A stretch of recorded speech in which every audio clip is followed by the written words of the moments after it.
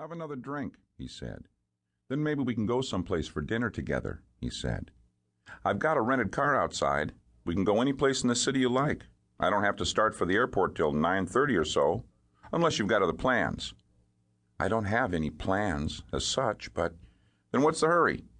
Well, I'll have another drink, but good, he said, and signaled to the bartender for another round. The bartender nodded.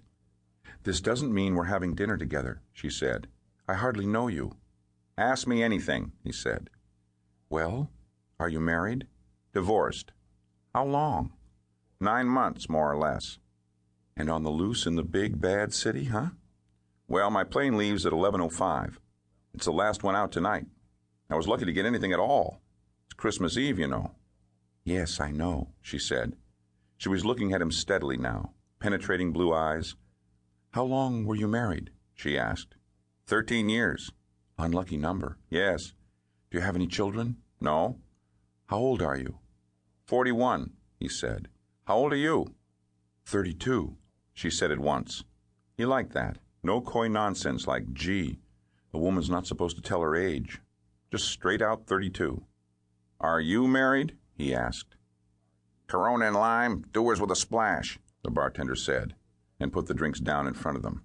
Shall I keep this tab running? Please, Michael said. He lifted his glass, she lifted hers.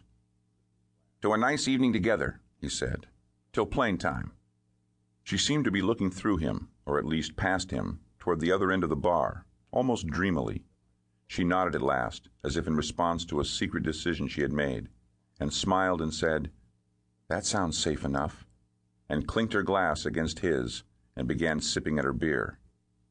But you didn't answer my question, he said. What was your question? She said. Are you married? Would it matter? Yes. She waggled the fingers on her left hand. See any wedding band? That doesn't mean anything.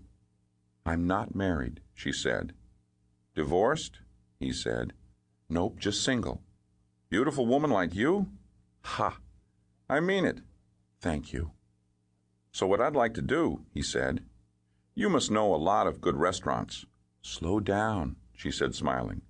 You didn't ask me if I'm engaged or involved with anyone, or... Are you? No, but... Good. Do you like Italian food? Uh-huh, she said and put down her glass, and slid her handbag over in front of her and reached into it for a package of cigarettes. Well, if you know a good Italian restaurant, I'd like to... All right, she said suddenly and coldly and somewhat harshly. You want to give it back to me? He looked at her. Her eyes had turned hard. There was no longer a smile on her face. The ring, she said. She was whispering now. Just give it back to me, okay? She held out her right hand. Nothing on any of the fingers. The ring, she said. Please, I don't want any trouble. What ring? He said. The ring that was right here on this finger before we started holding hands. A star sapphire ring that was a gift from my father. I want it back, mister. Right now. But I don't have it, he said. He realized there was a foolish grin on his face, as if she were in the middle of a joke and he was smiling in anticipation of the punchline. She looked at him, eyes as blue and as hard as the star sapphire she claimed was missing from her hand.